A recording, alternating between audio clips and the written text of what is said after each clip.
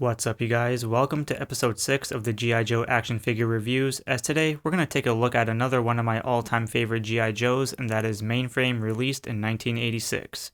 There was something very special about G.I. Joe characters whom were all into that techie stuff. When I was a kid and thought about G.I. Joe, I thought about computers, gadgets, code hacking, and more. It was one of the coolest ways to feel like a nerd, and it was definitely something that inspired me to get into technology. I mean, think about it. You have G.I. Joe recruits sitting in the control room and monitoring Cobra's whereabouts. Without these characters, Cobra would have probably won. Mainframe's bio states that he enlisted in the army at the age of 17 to acquire numerous badges. He left the army to pursue a degree at MIT and eventually made good money. However, this led him to feel bored. At some point, the Marines were looking for a new recruit and he qualified with no hesitation, thus allowing to re-wear his uniform.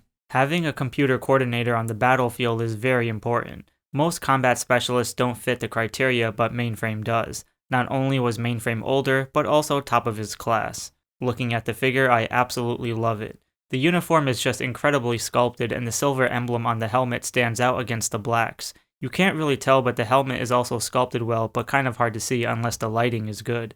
His facial expression is stern with slightly thicker eyebrows. He definitely shows a little bit of age, but you can't be a computer expert without some expertise. The highlight here is the torso. I love how it contains badges to showcase his ranking, a holster for the gun, some pouches under the black badges, silver tabs and buttons on top of his shoulders, a black strap that wraps around the right shoulder all the way around to the back of the figure, with some amazing detailed silver technician gizmos and more. All these silvers and blacks really do stand out on top of the gray shirt or jumpsuit, which also contains a fair share of detail as well. For example, there's some buttons, zippers, creases, and quite a few textures that can be overlooked. Aside from the rolled up sleeves, not only do the silver pins complement the outfit for its articulation, but the black gloves do look great. And if you look closely, one glove is longer than the other, as well as some details on the forearm. Now that's just awesome. The bottom half of the figure has a really nice looking black belt with a silver belt buckle and gray pouches.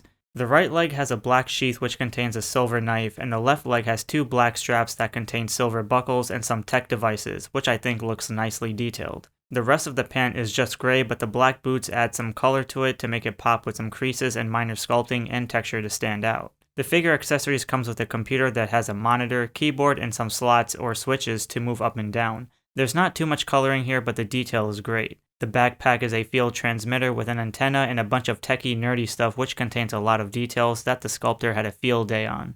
There's also a walkie-talkie that can connect to the backpack using the traditional hose, but it's all colored in black so there's not much coloring there.